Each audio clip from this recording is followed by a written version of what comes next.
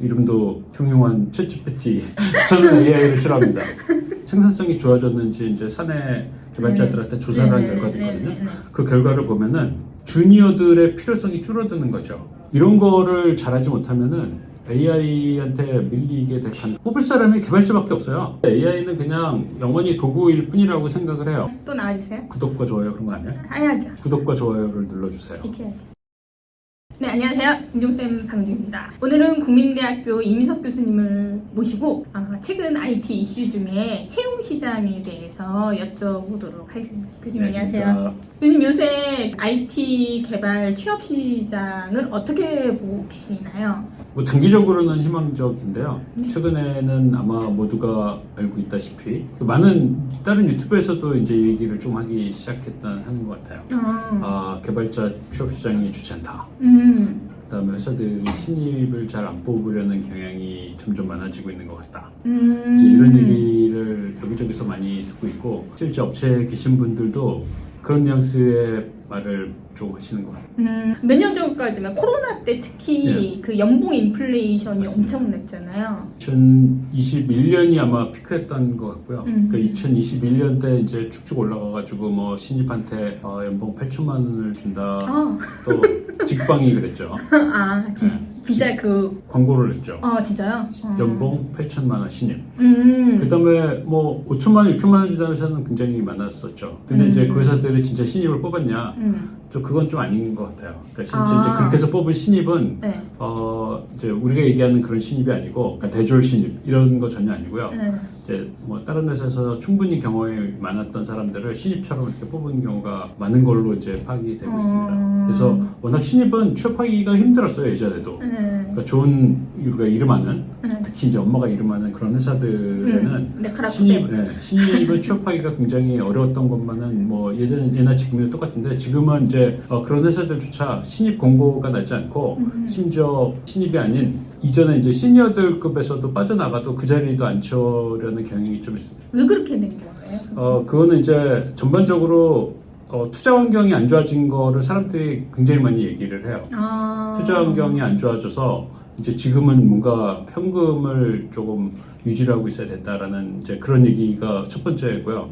그 다음에 기술적으로는 이제 그 이름도 흉흉한 챗GPT. 저는 AI를 싫어합니다. 챗GPT나 뭐 그런 툴들이 많이 있잖아요. 코파일럿이나 코드를 제너레이트 해줘요. 코드를 말만 하면은 잘 만들어준다는 이제 그런 툴들 때문에 보고 있는 것 같아요. 보고 있다는 말은 뭐냐면은 이제 회사들이 얘기하기도 전에 그러니까 회사가 이제 뭐 그런 이제 유효 사용료가 있는 툴들이 많잖아요. 그 사용료를 내주지 않아도 개발자들은 자기 시간을 줄여야 되니까 그런 툴들을 적극적으로 써왔던 것 같은데 쓰고 났더니 생산성이 좋아졌어요. 진짜 좋아졌다는 그런 근거가? 근거가 여러 조사에도 있고 큰 회사들 여기저기서 실제 그 AI 도구를 썼을 때 생산성이 좋아졌는지 이제 사내 개발자들한테 조사를 한 결과도 있거든요. 그 결과를 보면은 코드를 많이 쓰는 이제 주니어들이 이제 코드를 많이 쓰잖아요. 그러니까 주니어들 생산성도 높아졌고 시니어들은 코드를 많이 쓰진 않는데도 시니어들 생산성도 좋아졌어요.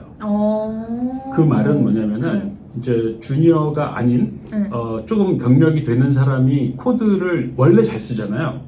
원래 잘 쓰는 사람의 생산성이 좋아지면은 주니어들의 필요성이 줄어드는 거죠. 애들 풀어서 시킬 거를 챗GPT 또 코파일럿에 시켜보니까 얘네들이 코드를 그럭저럭 만들어내더라 이겁니다. 그래서 생산성이 좋아지니까 신입이 계속 필요할까에 대한 니즈가 좀 줄어들고 있고 조금 더 보자라는 관점이 회사들 이제 HR 경영진 쪽에서는 생긴 것 같다는 느낌입니다.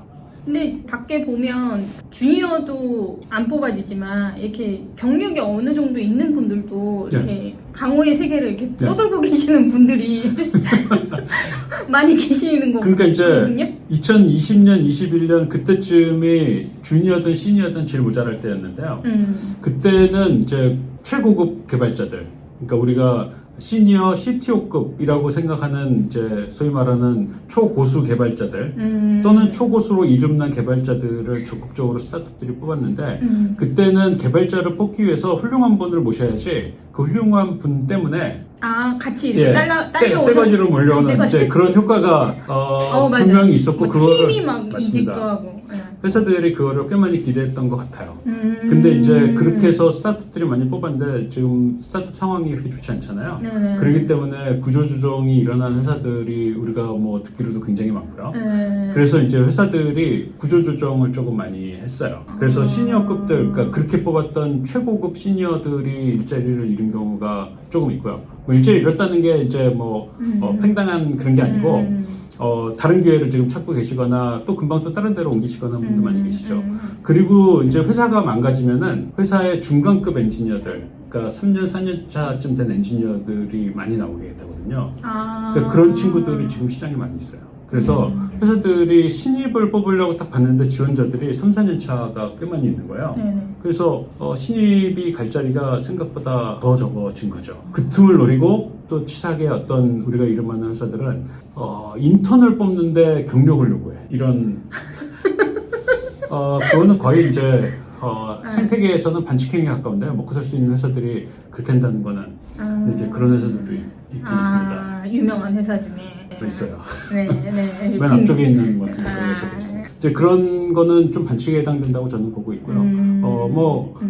실질적으로 시장에 3, 4년 차가 꽤 많이 나와 있고요. 그러니까 신입들은 이제 시장이 확 줄어드니까 좋은 회사에 가려고 기대했다가 이제 취업 자체를 접는 경우가 많이 있는 것 같습니다. 근데 사실은 우리나라는 제조업이 굉장히 강한 나라잖아요. 근데 제조업 동네도 지금은 다 개발자를 뽑거든요.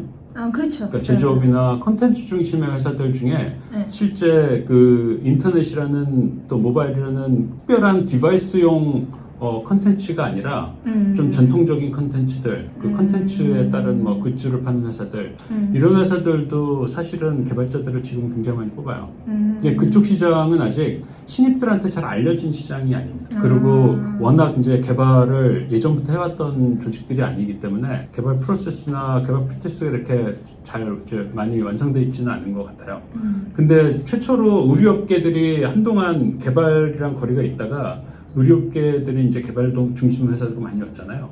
그것처럼 이전에 이제 있던 다른 업체들, 또 심지어 제조업들 이런 데도 소프트웨어 중심으로 점점 옮겨갈 걸로 기대하고 있고 지금은 이제 그 부분이 커지고 있는 상황이라고 보입니다. 그래서 신입들, 특히 이제 뭐 신입이나 연차가 그렇게 많지 않은 분들은 꼭 네크라쿱의 또 서비스 업체 말고 그런 업체를 가서 본인이 이제 프로세스도 만들고 하는 이제 새로운 기회가 많이 있을 거라고 저는 기대하고 있습니다. 자라나는 우리 IT 지금 이제 대학교를 졸업할 학부생 분들이나 아니면 주니어 분들에게 희망의 메시지 이렇게 준비를 하거나 이렇게 했으면 좋겠어요. 첫 번째로는 이제 AI라는 게 우리의 경쟁자처럼 등장했잖아요.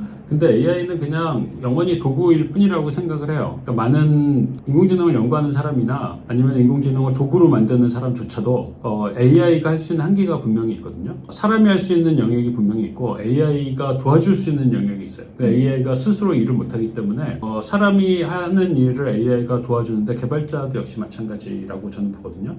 우리가 지금 이제 왜 깃허브에다가 챗GPT로 코드 리뷰하는 거를 붙일 수 있잖아요.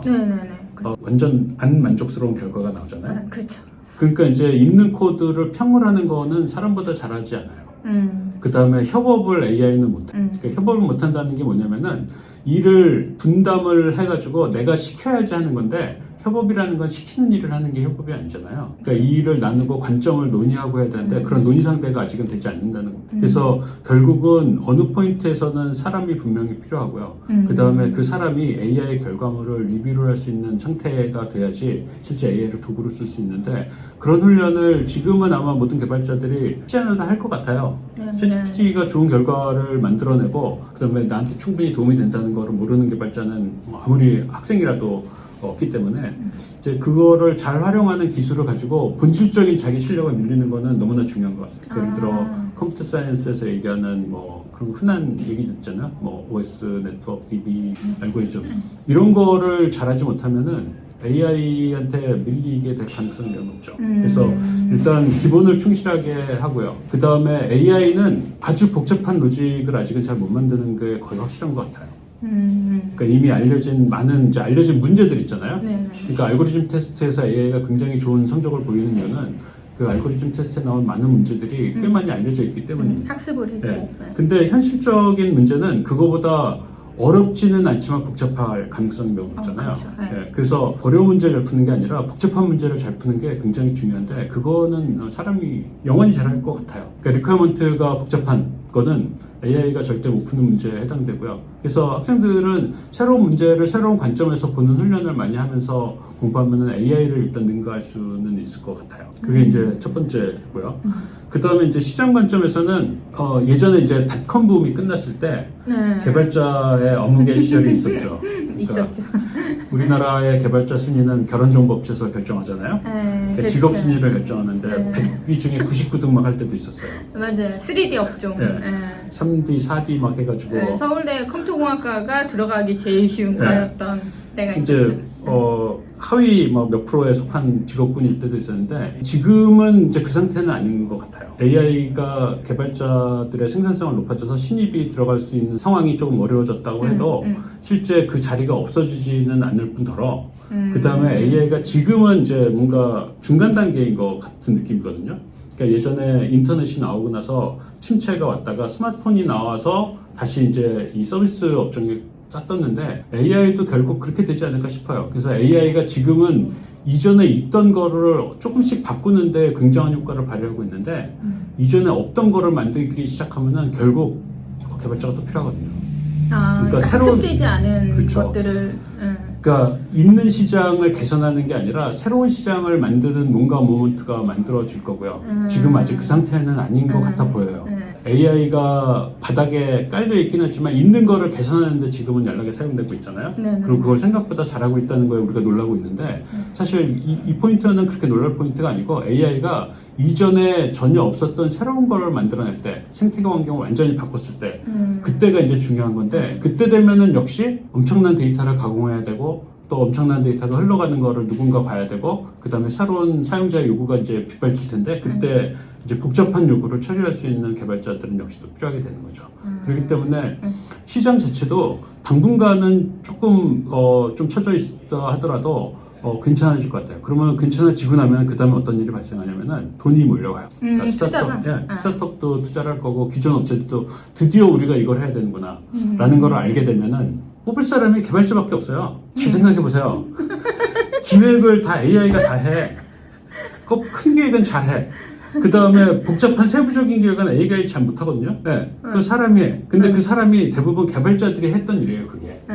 기획자가 똘똘하게만 한 것 같지만 사실은 개발자가 다 했거든요. 네, 개발자들이 기획자들의 그 애매모호한 말들을 실제 정리해서 코드로 만들고 하는 이런 훌륭한 일들을 다 했는데 결국 나중에 보면은 개발자만 남을 가능성이 매우 높아요.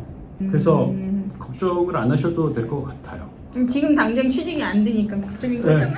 지금은 공부를 해야죠. 취직이 안 되면은 지금이 이제 기회거든요. AI가 뭘 할 수 있는지를 보고 그 다음에 공부를 해야지. 너무 무책임한 말을 했지만 새로운 분야에 대한 또 다른 니즈가 나올 것이고 물론 예. 그 니즈에 따른 개발자의 수요는 또 확 증가를 할 것이고 그런 시기가 되기 전까지 잠깐 홀딩의 그런 기간이니까 이 기간을 또 잘 현명하게 잘 준비하라. 그러니까 지금 할 수 있는 일은 이제 이전에 있던 기술들을 잘 수용하는 거를 배워야 되는 건데 AI가 뭔가 완전 새로운 판을 만들 수 있다는 가정은 어떤 거냐면은 우리가 호기심을 가지고 세상을 보는 습관을 길러야 된다는 거고요. 그러니까 이제 내 호기심이 없으면은 세상 바뀌는 거를 놓치게 돼요. 그래서 가능하면은 뭐 잡지도 많이 보고, 그러니까 새로운 뉴스에 민감하게 반응도 해보시고, 그러니까 기본은 바뀌지 않아요.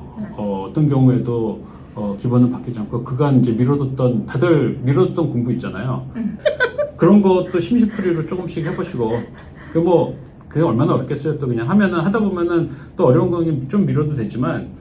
쉬운 거, 남들도 다 아는 거는 나도 분명히 공부하면 알게 될 거거든요. 그러니까 그런 것도 심심풀이 좀 공부하시고 하는 게 좋지 않을까? 라고 봅니다. 알겠습니다. 오늘 그래서 요새 많이 이슈가 되고 있는 개발자 시장, 그 다음에 앞으로 어떻게 이 시장이 흘러갈까에 대해서 IT 현자신 국민대 이민석 교수님과 짧은 토크를 나눠봤습니다. 교수님 감사합니다. 고맙습니다. 네, 다음에 또 뵐게요. 또 나와주세요. 구독과 좋아요 그런 거 아니야? 해야죠. 구독과 좋아요를 눌러주세요. 이렇게 해야지. 구독. 네. 네. 눌러주세요. 안녕. 고맙습니다.